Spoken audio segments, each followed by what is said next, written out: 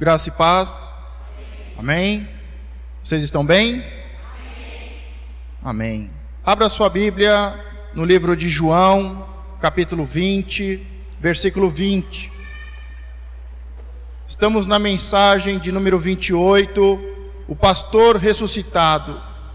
E hoje nós vamos falar sobre uma notícia boa demais para ser verdade. Diga comigo, uma notícia boa demais para ser verdade. Estamos na reta final. São as últimas 7 mensagens deste longo e importante curso e treinamento dos 12 e dos 70 discípulos proféticos e apostólicos. Todos encontraram?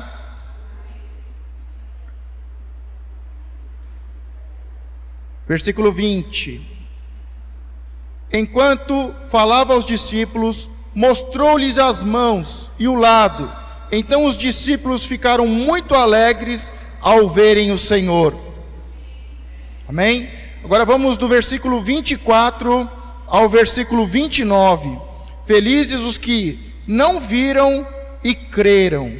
Diga comigo, felizes os que não viram e creram. Ao final de cada versículo, toda a igreja de Cristo diga amém. Contudo, Tomé, um dos 12, chamado Dídimo, não estava com eles quando Jesus apareceu. Os outros discípulos, no entanto, anunciaram-lhe: nós vimos o Senhor. Mas ele respondeu-lhes: se eu não vir as marcas dos pregos nas mãos, não colocar o meu dedo onde estavam os pregos, e não puser a minha mão no seu lado, não acreditarei. Amém? Versículo 26. Após 8 dias, os discípulos estavam reunidos ali outra vez, e Tomé estava com eles. As portas estavam trancadas. Quando Jesus apareceu, pôs-se no meio deles e disse: a paz seja convosco. Amém? Então dirigiu-se a Tomé, dizendo: coloca o teu dedo aqui, vê as minhas mãos, estende a tua mão e coloca no meu lado. Agora não sejas um incrédulo, mas crente. E Tomé confessou a Jesus: meu Senhor e meu Deus. Versículo 29, ao que lhe Jesus afirmou: Tomé, porque me vistes, acreditaste? Bem-aventurado os que não viram e creram. Por Jesuscidência, nós tivemos Páscoa esses dias, e também dentro da palavra. Hoje eu fui consultar quanto tempo nós estamos estudando a doutrina de Cristo, e agora no começo do mês, nós completamos 1 ano em que estamos estudando a palavra de Deus, a doutrina de Cristo, como seus discípulos, lado a lado do Senhor, acompanhando e andando sobre as Sagradas Escrituras, como um dos 12, como um dos 70, sendo ensinado, sendo doutrinado para viver a verdade do Evangelho. Faz 1 ano, passou rápido, não passou? E agora só temos mais 2 meses para concluirmos este processo de treinamento. Mas semana passada teve a Páscoa, nós vimos sobre a ressurreição de Jesus, teve um vídeo que correu a internet, as redes sociais, tinha um Cristo que caiu da cruz. Alguém viu aquele Cristo que caiu da cruz lá nas redes sociais? Quem viu? Ninguém viu? Só eu que vi, só. Fizeram uma encenação da cruz. Eu gosto muito de teatro, eu gosto muito de filmes, e foi feita uma encenação ali, e era uma cruz muito alta, e o homem que estava ali encenando Jesus caiu da cruz. Eu não sei se morreu, se ressuscitou, eu não sei o que aconteceu, mas que a cena é muito feia de se ver mesmo. Mas eu gostaria de começar a mensagem de hoje exatamente do ponto onde Jesus morreu. Ele foi crucificado, foi sepultado, e nós sabemos que um novo tempo começa. Nós vimos que aquele dia e aquela noite de trevas, aquele momento mais difícil da traição, de uma injusta condenação, de uma crucificação de um homem santo, do Filho de Deus, aquele dia e aquele momento mais difícil, aquele momento mais doloroso, onde ele é traído, onde ele é negado, onde ele é cuspido, onde ele é açoitado, onde colocam uma coroa de espinhos sobre a sua cabeça, onde zombam dele. Aquele momento mais triste, mais difícil do ministério de Jesus acaba. A noite dá lugar à luz, um novo dia nasce, é um novo tempo, é uma nova era que começa para a humanidade. Podemos imaginar que os seus discípulos estão muito felizes, estão ansiosos para o terceiro dia se encontrarem com o seu mestre. Mas esta não é a verdade. Diga, esta não é a verdade. Os discípulos não estavam ansiosos para se encontrarem com seu mestre. Os discípulos não esperavam a sua ressurreição. Os discípulos provavelmente, pela sua imaturidade, devem ter pensado: nós não entendemos quando ele falou sobre a ressurreição. Provavelmente foi uma das parábolas, provavelmente foi um dos seus grandes enigmas, porque a verdade é que ele morreu. E os discípulos não estavam esperando a sua ressurreição. Por mais que Jesus ensinou, por mais que o Senhor explicou, por mais que o Senhor tirou dúvidas, eles não tinham entendido sobre a morte e a ressurreição. Eles continuavam tristes, eles continuavam abatidos, eles continuavam com medo, estavam trancados em uma sala, em uma casa, e para os discípulos ainda, aquele momento mais difícil não tinha terminado. As trevas ainda dominavam, e eles estavam tomados pelo medo, pela angústia, e principalmente pela dor de ter perdido o seu mestre. Mas nós vemos que ao terceiro dia, o pastor ressuscitado, ele venceu a morte. O pastor volta a reunir as suas ovelhas dispersas. Certamente um dia feliz para os discípulos infelizes. Jesus ele vai começar a se manifestar, ele vai começar a conversar com os seus discípulos, ele vai reunir os seus discípulos. Mas como nós vimos, os discípulos não estão ansiosos, os discípulos não o estão esperando, os discípulos ainda estão com muito medo. E quando começam as notícias de que ele ressuscitou, nós vamos ver que é uma notícia tão boa que é difícil de acreditar. E é uma notícia tão boa que é difícil de acreditar. Assim poderia se pensar, mas o estado real do caso não era este. Tais fervorosas expectativas não tiveram lugar na mente dos discípulos. O primeiro efeito da boa nova foi que eles eram como homens que sonhavam. Quando os discípulos receberam a notícia de que Jesus tinha ressuscitado, e as primeiras pessoas foram as mulheres, e elas foram incumbidas de anunciar a ressurreição aos discípulos e aos demais discípulos. Quando eles recebem a notícia, eles não acreditam. É como se estivessem sonhando. Sabe quando você sonha com algo que você gostaria muito, e quando acontece você fala assim: me belisca porque eu acho que eu estou dormindo? Belisca a pessoa que está do seu lado aí. Não precisa beliscar não, só estou brincando. Mas quando os discípulos receberam a notícia, Jesus realmente venceu a morte, ele ressuscitou, os discípulos disseram: eu não acredito. É uma notícia boa demais para ser verdade. Diga, pode ser uma mentira.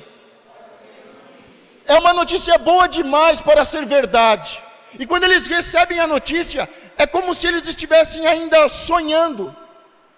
Porque eles amavam tanto o seu mestre, eles não queriam perder o seu mestre. A notícia parecia boa demais para ser verdade. E eu quero agora ressaltar no Evangelho de Mateus e de Marcos, os 2 primeiros evangelhos, e ali nós vemos que tanto Mateus quanto Marcos, eles vão escrever os textos, e todos os relatos são que ninguém acredita que Jesus ressuscitou. Nós vamos pegar primeiro as mulheres, porque ao terceiro dia as mulheres elas vão até o sepulcro, e quando elas chegam lá, o sepulcro está aberto, elas não encontram Jesus lá, o sepulcro está vazio. E qual é a ideia das mulheres? Alguém abriu o sepulcro e roubou o corpo de Jesus. Diga, as mulheres não acreditaram. Quando as mulheres ficam sabendo o que aconteceu, elas possuem a revelação, e elas vão avisar os discípulos, os 11 discípulos. Quando elas falam para os 11 discípulos, nós vemos no texto de Mateus e de Marcos, que nenhum dos 11 discípulos acreditaram nas mulheres. Nenhum dos 11 discípulos acreditaram que Jesus tinha ressuscitado. Nós vemos outro acontecimento em que 2 discípulos de Jesus estão andando em um caminho de Emaú, e quando eles estão neste caminho, de uma cidade para outra, de um vilarejo para outro, Jesus se aproxima deles, e começa a fazer companhia naquela viagem, e eles começam a conversar, e Jesus pergunta: quais são as notícias, quais são as boas? E eles começam a falar sobre a morte de um santo, que achavam ser o Messias, e eles estão tristes, eles estão com a cabeça baixa, eles não reconhecem Jesus. Mas o mais importante é que quando eles ficam sabendo que é Jesus, será que não é Jesus? Quando ele parte o pão, os olhos se abrem e eles dizem: será que não era Jesus? Era Jesus. Mas eles não conseguem acreditar. Eles falam para os outros discípulos, e ninguém acredita. Diga, ninguém acredita. Será que é uma notícia boa demais para ser verdade? Ou será que era 1º de abril? Ou será que era uma mentira? Será que Jesus não ressuscitou?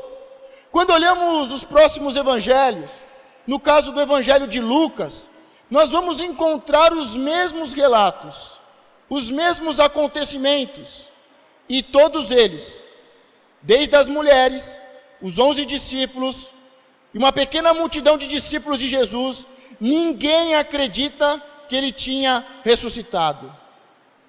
Lucas também nos informa que na primeira ocasião em que Jesus se apresenta no meio de seus discípulos, eles reconhecem a presença da aparição com o seu Senhor morto, uma semelhança da aparição com o seu Senhor morto, mas pensaram que era apenas um fantasma, e assim ficaram aterrorizados e apavorados, de maneira que, a fim de afastar o medo, Jesus lhe mostrou as suas mãos e os seus pés, e lhes rogou que tocassem em seu corpo.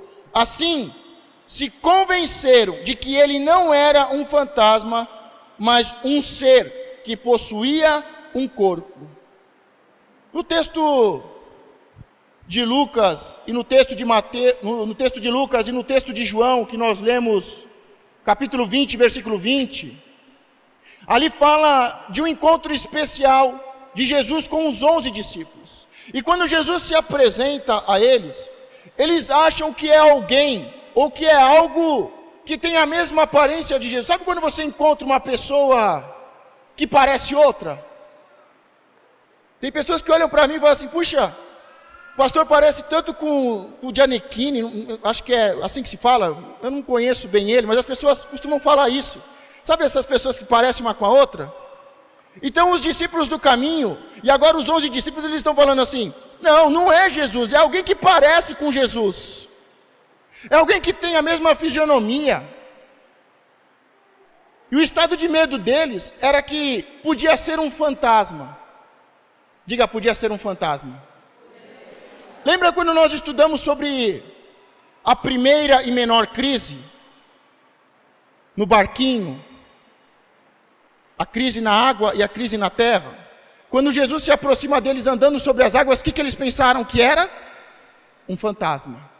E eu falei, aquela crise é extremamente importante para que a gente possa entender e ser treinado para a segunda e maior crise. Só que na primeira crise, os discípulos que estavam apavorados dentro de um barquinho, quando vem Jesus se aproximando para salvá-los, o que eles pensam? É um fantasma. E coisa de fantasma é coisa de criança, não é isso? É coisa de criança, de imaturidade. E nós vemos que passou um ano, e os discípulos continuam pequenos, como crianças, infantis e com medo de fantasma.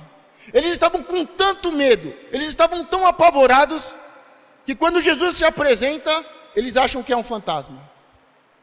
Mas o texto continua, e nós vimos que não era alguém parecido, e não era um fantasma, um espírito, mas era o próprio Jesus em carne e osso. E Jesus mostra as mãos para eles. Jesus fala para os 11, olha as minhas mãos, olha os meus pés. E aí eles olharam e viram que realmente era Jesus e que Jesus tinha ressuscitado. No Evangelho de João, a mesma coisa. Os mesmos fatos. As mulheres ficam sabendo, as mulheres não acreditam, acham que o corpo foi roubado. As mulheres contam para os discípulos não acreditam nas mulheres. É comum os homens não acreditarem nas mulheres. Jesus se apresenta para 2 discípulos no caminho. Eles têm a sensação que pode ser Jesus. Jesus se apresenta e eles estão com medo e acham que é um fantasma. E para que o assunto seja resolvido, Jesus mostra as mãos. Jesus fala, me toca, pode colocar a mão, eu não sou um fantasma, eu venci a morte, eu estou aqui, em corpo, em carne e osso, sou eu. Diga, é Jesus. Diga, é uma notícia boa demais. E é verdade. É uma notícia boa demais para ser verdade, mas é uma notícia verdadeira. Diga, é uma notícia verdadeira. Não é uma mentira. Não é uma invenção.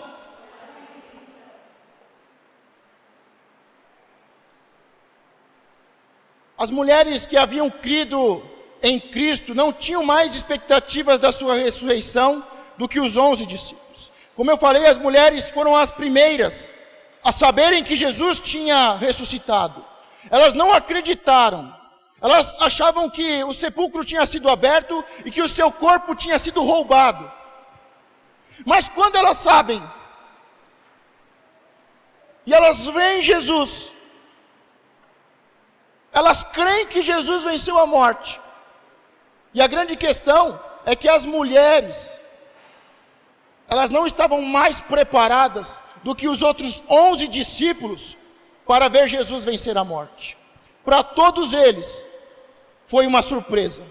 Apesar de Jesus ter falado várias vezes, apesar de Jesus ter dado explicações sobre o assunto, pelo menos 3 vezes em momentos importantes, nem as mulheres, nem os discípulos, os 11, e nem os demais, acreditaram e estavam preparados para ver Jesus vencer a morte. Diga, ninguém estava preparado para ver Jesus vencer a morte. Como eu disse, provavelmente não é porque Jesus não falou sobre o assunto, mas provavelmente porque os discípulos acharam que era uma parábola, que era um enigma. E como muitas das coisas e dos ensinamentos de Jesus eles não entenderam, eles tinham que tirar as dúvidas e tinham que esperar acontecer e aprender muitas vezes com a dor para realmente aprender o que Jesus tinha ensinado. Como vimos a questão de Pedro na semana passada, eles agora tinham tido o ensinamento. Eles aprenderam, mas não de uma forma profunda. E só quando realmente acontecesse, que eles iam ter um conhecimento profundo e verdadeiro sobre a morte e a ressurreição. Porque como nós estamos vendo, nenhum deles acreditou que o Senhor tinha voltado da morte. Imaginavam que seria uma parábola, um grande enigma. Eu acho que a única coisa que não acreditaram é que Jesus tinha mentido. Quando a incredulidade dos discípulos finalmente deu lugar à fé, eles passaram da extrema depressão à alegria. Quando a dúvida de Tomé foi removida, ele exclamou em êxtase: Senhor meu e Deus meu. Diga comigo: Senhor meu e Deus meu. Porque sabe o que acontece? A culpa sobra toda para Tomé, não é? A gente não fala que Tomé é um incrédulo. Eu sou que nem Tomé, eu preciso ver para crer. Eu preciso tocar. Mas quando nós lemos o capítulo de João 20, versículo 20, nenhum dos 11 discípulos acreditaram. E Jesus mostrou as mãos e falou assim, olha aqui, pode tocar. Só que o Tomé, o problema dele não é que ele não tinha fé, mas é que ele tinha faltado em uma reunião. Sabe qual que é o seu maior problema? Sabe qual que é o maior problema dos crentes? É que vem na igreja quando quer. E na reunião passada, os 11 tinham que se reunir. Os 11 se reúnem. Vão começar a reunião. Um olha para o outro e fala: cadê Tomé? Cadê Tomé? Não está os 11, só está os 10. Diga: Tomé faltou. Aí sobrou para ele. Porque se ele tivesse junto, Jesus se apresentava aos 11 e ia mostrar: sou eu, olha minhas mãos, pode tocar. Só que Tomé não estava. E aí nós lemos do versículo 24 ao 29, os discípulos, passado 8 dias, diga, eles se reuniam uma vez por semana. Os discípulos se reuniam uma vez por semana. Na semana anterior, Tomé tinha faltado. E eu tenho certeza que não foi por causa do trabalho. Não foi por causa da mulher dele. Não foi porque ele estava doente. Mas é porque ele estava com medo. Ele estava com medo. Ele estava preocupado. O medo tinha tomado conta de Tomé. Mas na semana passada, eles têm uma reunião especial. Está lá os 10, Tomé faltou na reunião. Diga para a pessoa que está do seu lado: não falte. O Senhor se apresenta, nenhum deles acredita, e o Senhor fala: pode olhar, pode tocar. Uma semana depois, eles se reúnem de novo. É a segunda reunião, depois da morte e ressurreição de Cristo. Sabe o que eu olho? Semana passada o Brasil parou, e é tanta hipocrisia por causa de uma Páscoa, é tanta mentira por causa de uma Páscoa, é mais coelho saindo de uma cartola do que Jesus saindo de um sepulcro.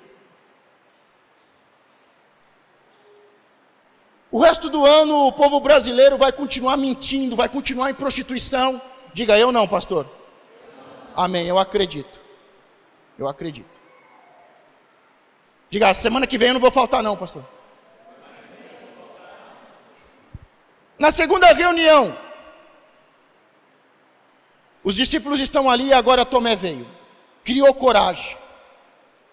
Acho que ele estava de folga no serviço, sei lá o que era. Mas ele estava naquela reunião. E quando o Senhor se apresenta, os 11 discípulos estão lá. Para os 10, não é novidade, é Jesus. Diga: é Jesus.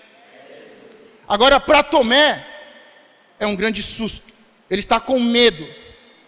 E o Senhor agora só fala com Tomé. E diz: Tomé, aqui estão as feridas. Pode colocar o dedo. Tomé diz que quer colocar o dedo nas feridas das mãos. E ele quer colocar a mão na ferida que a lança causou na lateral de Jesus. Sabe, tem tantas pessoas que querem ficar colocando a mão na ferida.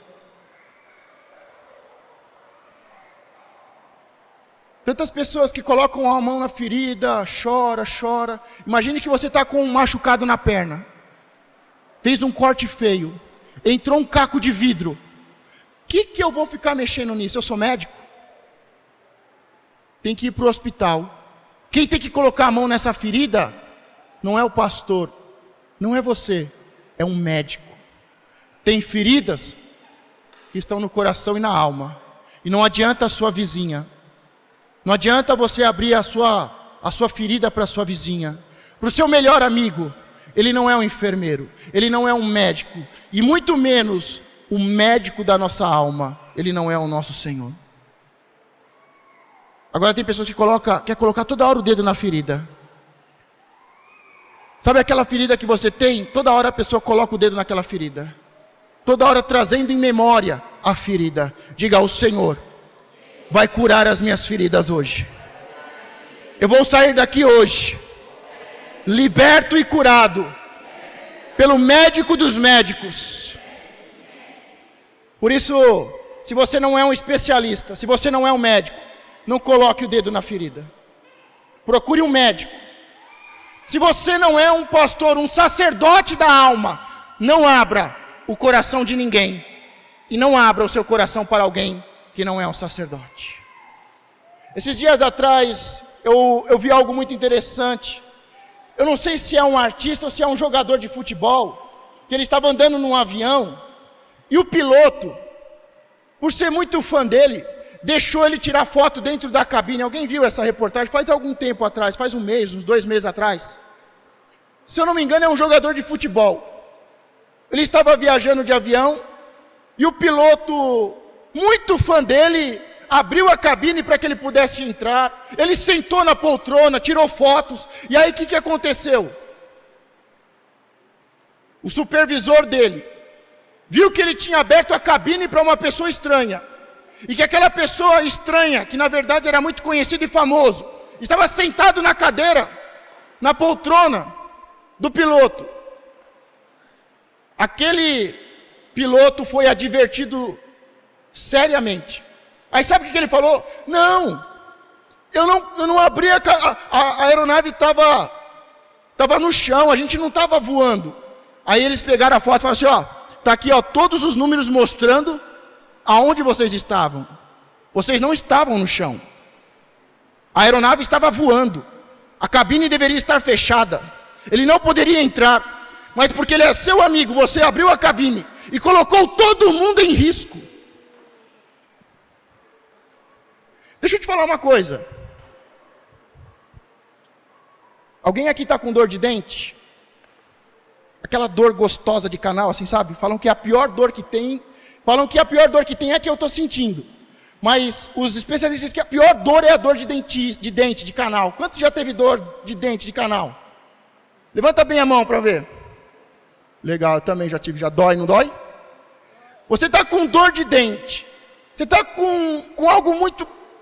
com dor, precisa fazer o canal. Você deixaria eu fazer o canal do seu dente? Poxa, vocês não confiam em mim? Quantos viram a foto do apóstolo Gerson lá com a marreta tirando o dente da Larissa? Ele é meu pai, mas eu não deixaria ele tirar o dente da minha filha, não. Se você não deixaria eu tratar do seu canal, porque eu não sou um dentista, e aquele piloto não deveria ter colocado uma pessoa que não é da área dentro da cabine. Sabe, muitas vezes a gente deixa qualquer pessoa subir no altar. Qualquer pessoa prega. O apóstolo na Bíblia, no Novo Testamento, ele diz, cuidado com os neófitos.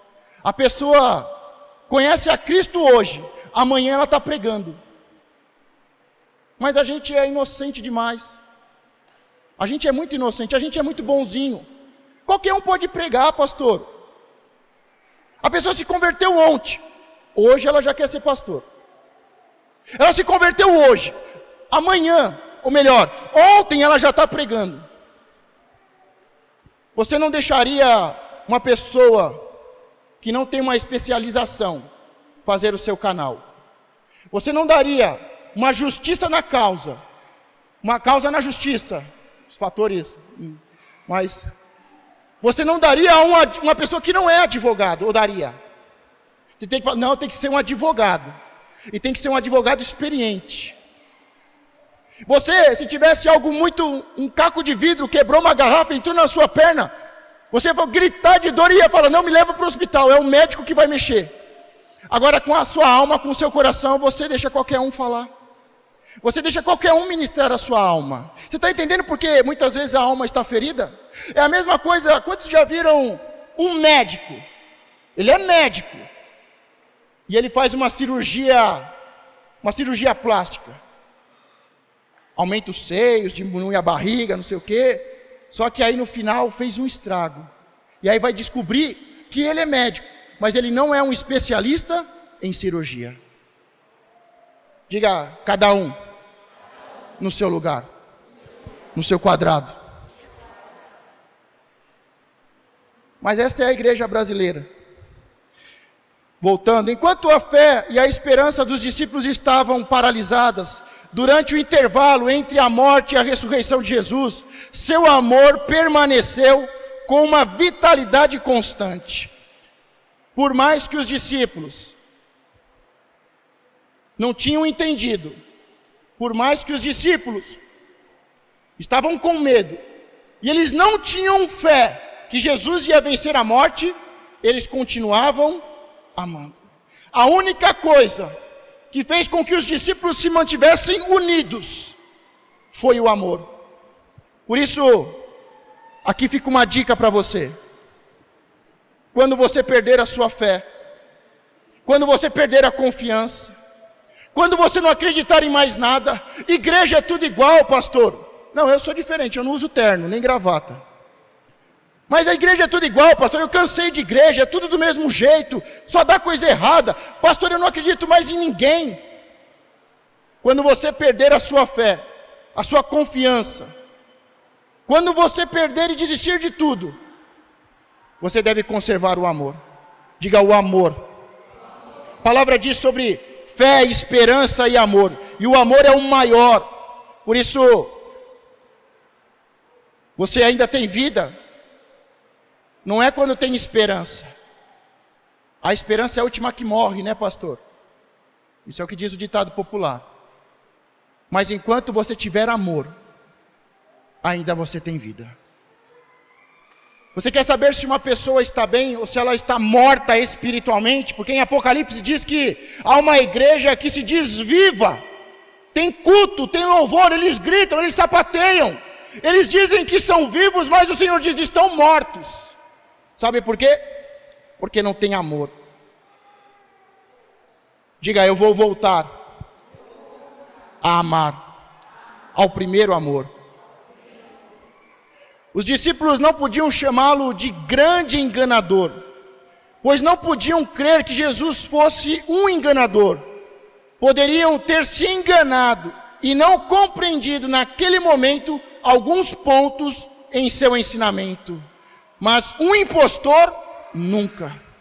Os discípulos não entenderam, os discípulos estavam com medo, perderam a sua fé, a sua esperança, estavam reunidos muito mais para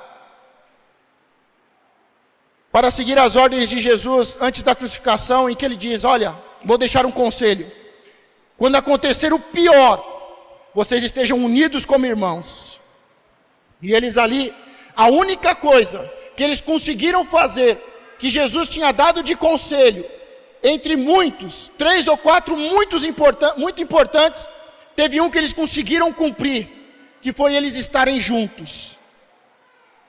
Jesus falou, quando vier o momento mais difícil, quando as trevas dominarem, quando tudo se perder e vocês acharem que não tem mais esperança, ainda que vocês percam tudo, mantenham o amor, estejam unidos, porque vocês unidos, um vai proteger o outro. Diga, unidade. O verdadeiro amor está na unidade. Ah, pastor, eu amo tanto a minha esposa, mas não dá mais para andar junto não, a gente vai se separar. O verdadeiro amor está na unidade. Diga, o verdadeiro amor está na unidade. E os discípulos conseguiram cumprir isso. E eu quero ressaltar aqui para você. Pode ser que você esteja aqui pela primeira vez. Pode ser que você me conheça há 15 anos. Mas saiba que já passamos muitos momentos difíceis, muitos momentos de trevas, e ainda vamos passar outros. Não estou profetizando, estou pedindo até para que Deus me livre, porque são tantas as lutas, são tantos os problemas. Mas eu peço a você que está aqui pela primeira vez, ou que me conhece há mais de 15 anos, que no momento mais difícil, você esteja unido com seus irmãos, que nós possamos estar em unidade. Quando você achar que tudo acabou, quando você achar que o inimigo venceu, quando não tiver mais fé e esperança, que você possa guardar o amor no seu coração e a unidade entre os seus irmãos. A única coisa que fez com que os discípulos vencessem esta crise foi o amor que tinham pelo seu mestre, o seu pastor, e a unidade que mantiveram entre eles. Por isso, vou deixar bem claro para você, no momento mais difícil na tua família, com a tua esposa, no momento mais difícil na tua empresa, entre os teus amigos, o momento mais difícil na igreja, quando você achar que tudo acabou, não tiver mais esperança, não tiver mais fé, conserve o amor e se una. Diga o amor e unidade. O estado de espírito dos discípulos por ocasião da ressurreição de Jesus Cristo dentre os mortos é de grande importância. Sabe por que eu estou falando sobre a morte de Jesus e a ressurreição? Porque é algo extremamente importante. É aqui que difere o cristianismo de toda ideia, de toda filosofia, de toda religião, de toda religiosidade, de toda hipocrisia, de todo fariseu, de todo saduceu, de todo herodiano. É aqui que está o coração do cristianismo, na morte e ressurreição de Jesus Cristo. Por isso estamos falando sobre a morte e a ressurreição de Cristo.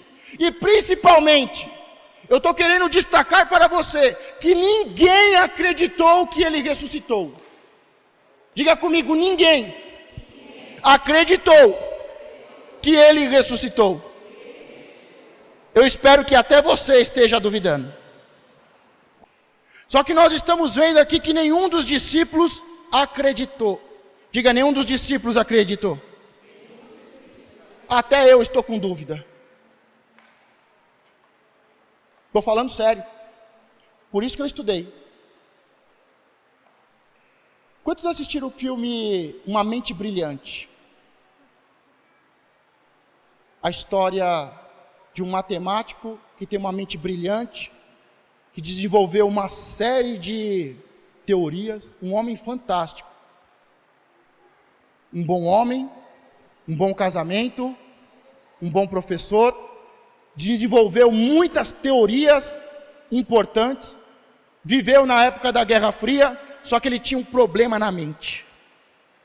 Ele tinha alucinações. Ele não conseguia distinguir entre a realidade e a imaginação. E ele se achava um agente secreto dos Estados Unidos, que desvendava os números, os códigos da União Soviética. E ele por muitas vezes teve crises, foi internado. E ele termina o filme dizendo que se não fosse o amor da mulher dele, ele não teria vencido. Porque no final ele se recupera, ele volta a dar aula, mas ele sempre está com aqueles personagens na cabeça. Tem 3 personagens na história que acompanham toda a vida dele. E tem uma criança que está sempre falando com ele. E ele se achava um agente secreto. Em momentos secretos ele entrava num quarto e começava a desvendar segredos e mistérios. E ia salvar os Estados Unidos, ia acabar com a Guerra Fria. E ele entra nessa paranoia. Só que tem algo que acontece que é marcante no filme. Ele está num momento muito difícil, ele está numa crise, está muito difícil. A mulher dele está com uma criança pequena no colo, com seu filho, e ela não aguenta mais, ela fala que vai desistir, e ela sai, pega o carro e começa a ir embora. E está chovendo, ele se lança na frente do carro, e ele fala, me ajuda, eu preciso de ajuda. E ela fica, como é que ele sabe que ele está ficando louco? Como é que ele sabe que não é real? E ele diz, é porque a menininha não cresce. Faz 10 anos que ela tem a mesma idade, que ela tem o mesmo tamanho. E aí abriu algo na mente dele, para que ele pudesse entender que ele tinha psicose, que ele tinha um problema mental. E ele foi se tratar e passa a história, uma história linda. Você que quiser assistir, não assistiu ainda, está nas redes sociais, no YouTube você abre lá e vai encontrar uma mente brilhante. Mas o que eu estou dizendo aqui? Porque será que os discípulos não imaginaram? Será que não foi uma alucinação por causa do medo? Será que não foi uma psicose dos discípulos? Diga, não foi. Porque senão teria que ser o contrário. O que aconteceu no caso uma mente brilhante, deste professor de matemática? Teve que provar que aquelas pessoas não eram reais. E no caso dos discípulos, teve que provar que Jesus tinha ressuscitado. Não era fruto da imaginação. Não era algo que eles estavam vendo. Eles não acreditaram, porque não era fruto do medo. Não era fruto da sua imaginação. Não era um pós-trauma de morte do seu mestre. Não era uma psicose.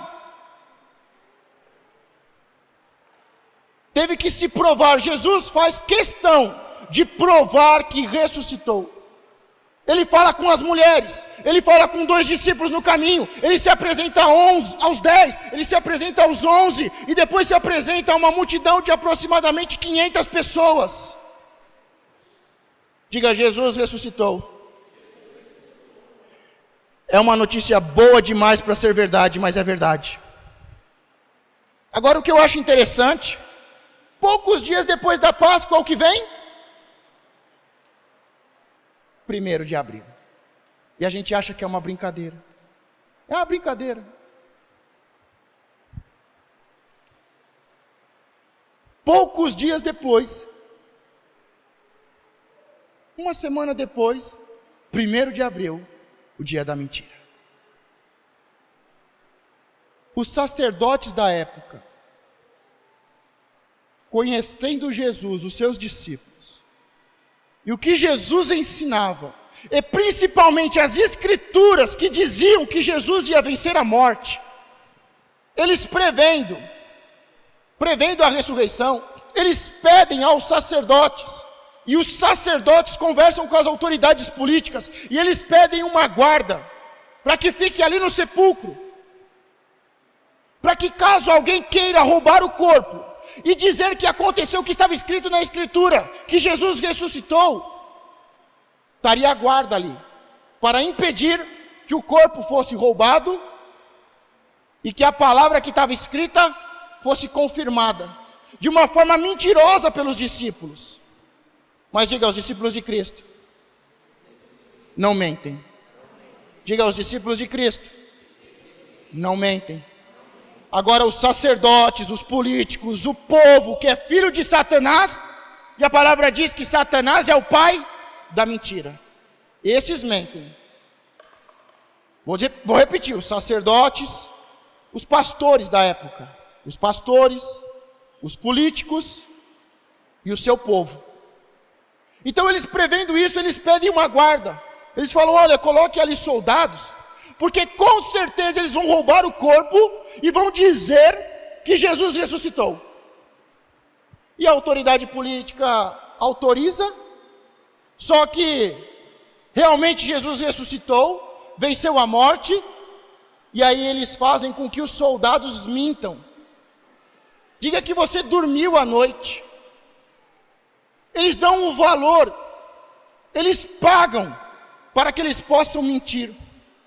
Diga, tem muitas pessoas que estão sendo pagas para mentir. Estão recebendo ofertas, estão recebendo sacrifícios. Há uma ligação com o seu pai, que é Satanás, que é o pai da mentira, com os seus filhos falando mentiras. Por isso que eu falei, a igreja está cheia de mentiras, cheia de fábulas. Agora, você quer saber a verdade? Como eu disse, nós estamos há um ano, na palavra de Deus, lado a lado com Jesus, andando como um dos seus discípulos, para entender a palavra, para entender a doutrina de Cristo, para ser não só um cristão que frequenta as igrejas e que fica de igreja em igreja, mas para ser um discípulo de verdade de Cristo. E para isso você precisa entender que Jesus é bom, que Jesus é luz, que Jesus prospera, que Jesus multiplica, que Jesus é Jeová, mas que Jesus é Deus. Ele não é um homem, apesar de estar em um corpo de homem, de ter sido gerado. Ele é homem, ele é filho do homem, ele é profeta, ele é o maior profeta, sacerdote, o sumo sacerdote. Diga, Jesus é Deus.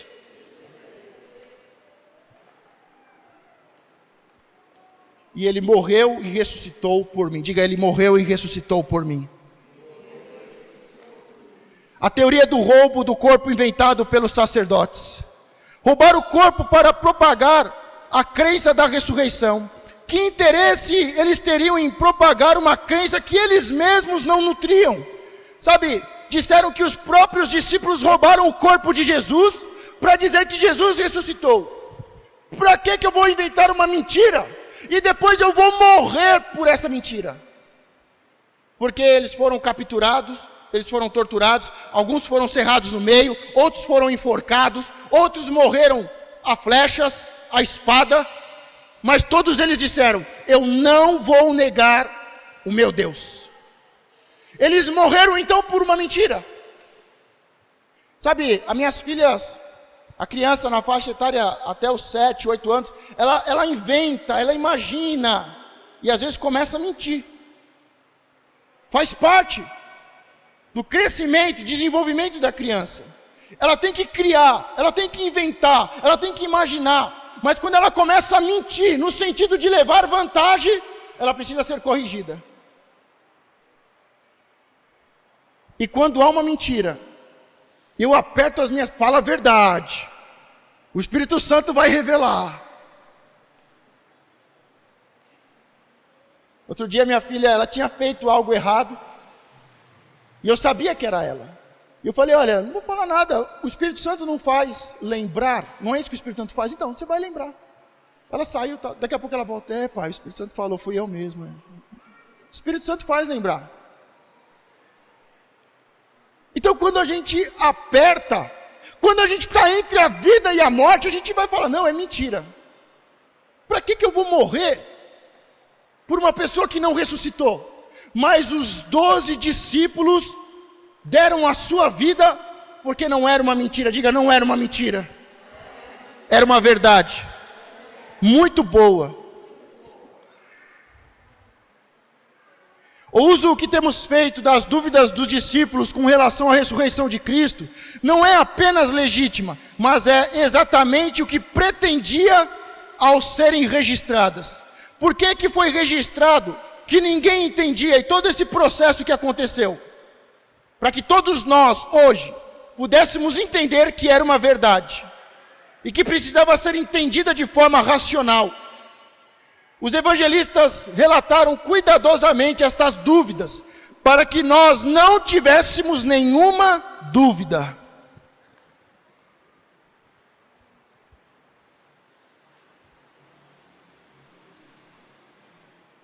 É como eu estava falando, há momentos na vida de Jesus que são extremamente importantes e que fazem a diferença entre o verdadeiro evangelho e o evangelho de mentira, o evangelho do coelhinho e das religiões e das seitas. E esta parte da crucificação é a parte mais importante. Quantos lembram de Judas? Quantos lembram de Judas? Quantos lembram de Judas? Caramba, você não esquece Judas, né?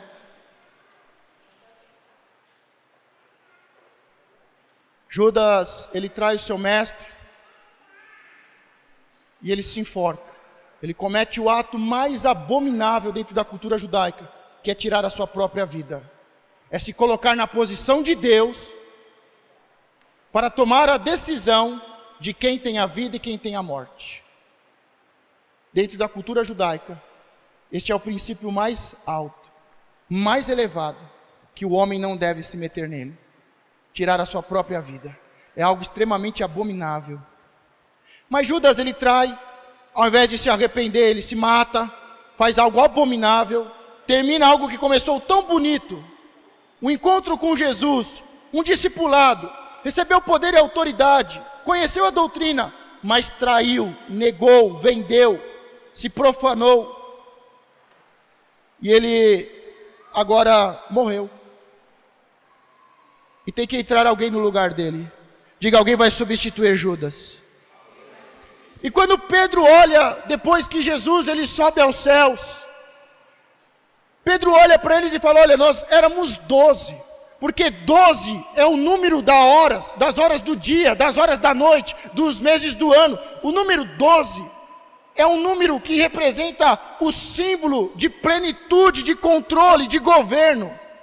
Tanto é que Israel tinha 12 príncipes, 12 tribos. Israel só estava completa quando as 12 tribos estavam unidas, quando os 12 príncipes se reuniam. Então 12 representava um reino, representava um governo. O reino de Deus é chegado. Por isso 12 homens proféticos e apostólicos. Só que um cometeu o erro, morreu, cometeu suicídio, e faltava um, diga, faltava um. E aí Pedro diz, olha, nós temos que completar os 12, porque é um número profético e apostólico que representa o reino de Deus sobre esta terra. E aí, eles vão escolher uma pessoa para substituir Judas. E eles falam, tem que ter conhecido Jesus desde a época do batismo, tem que ter acompanhado Jesus, tem que conhecer a doutrina.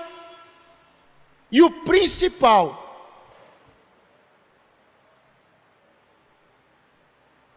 ele tem que saber sobre a morte e ressurreição de Cristo. Porque o principal é que ele vai ser uma testemunha de que Jesus venceu a morte. Diga, um verdadeiro discípulo de Cristo é uma testemunha da morte e ressurreição. Por isso quando vem, vamos lá na igreja porque Jesus vai prosperar você. Vamos lá porque Jesus vai resolver o seu casamento. Vamos lá porque Jesus isso, Jesus aquilo. Tudo isso é secundário, é terceiro, quarto. Você tem que vir à igreja porque você precisa de vida. O que nós temos que falar é sobre a morte e ressurreição de Cristo. O nosso grande dever, o nosso grande dever, nos solidarizarmos com este valor supremo, ligado ao fato da ressurreição de Cristo na pregação apostólica. Você quer saber se uma pessoa é discípulo de Cristo? Você quer saber se ela tem unção profética e apostólica? Não é se ela fica com blá blá blá, não é se ela fica falando isso, a minha igreja é isso, a minha igreja é desse jeito, nós fazemos isso, fazemos aquilo, vamos lá que você vai arrumar um namorado, vamos lá que é legal, que tem... Não, os discípulos de Cristo, que possuem a unção profética e apostólica, que são testemunhas da palavra de Deus, eles falam sobre a morte e a ressurreição de Cristo. Sabe por que as pessoas ficam de igreja em igreja? Porque não conhecem a morte e a ressurreição de Cristo. Sabe por que as pessoas estão perdidas, aflitas? Sabe por que os discípulos estavam tristes, amargurados? Sabe por que eles perderam a fé e a esperança? Porque eles não entenderam a morte e a ressurreição de Cristo. E isso nós só entendemos com o Espírito da verdade, com o Espírito Santo, o Consolador e o Guia. Os discípulos só entenderam quando o Espírito Santo desceu sobre eles, quando possuíram uma mente iluminada, o Espírito de Deus dentro deles.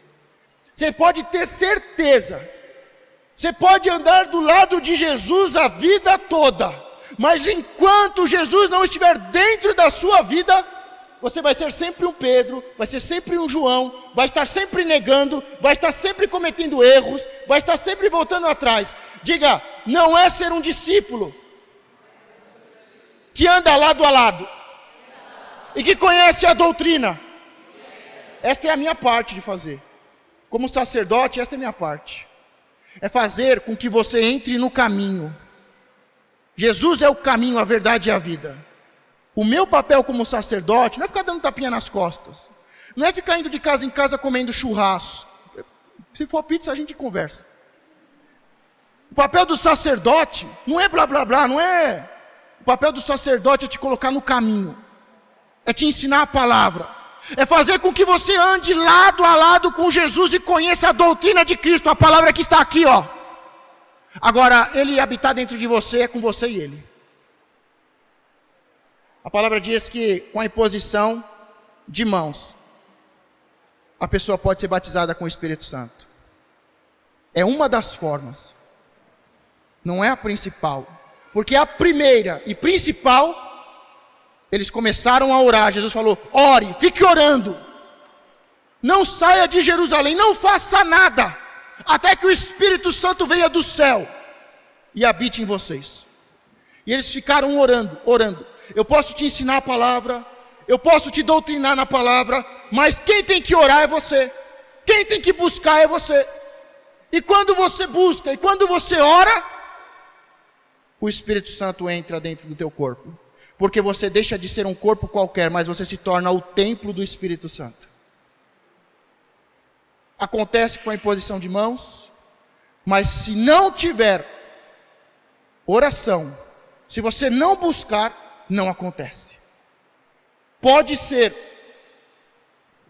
através de um vento, pode descer línguas de fogo, ou pode ser simplesmente, você tem o Espírito Santo? Não. Então vem cá que eu vou orar por você. Diga, eu vou orar. Se não tiver alguém orando, se não tiver oração, se não tiver buscando, o Espírito Santo não entra aonde ele não é convidado. Diga, eu vou orar. Se você pedir para eu orar, eu oro também. Se Deus mandar, eu imponho as mãos. Mas a grande questão é você orar. Alguém tem que estar orando e tem que estar buscando.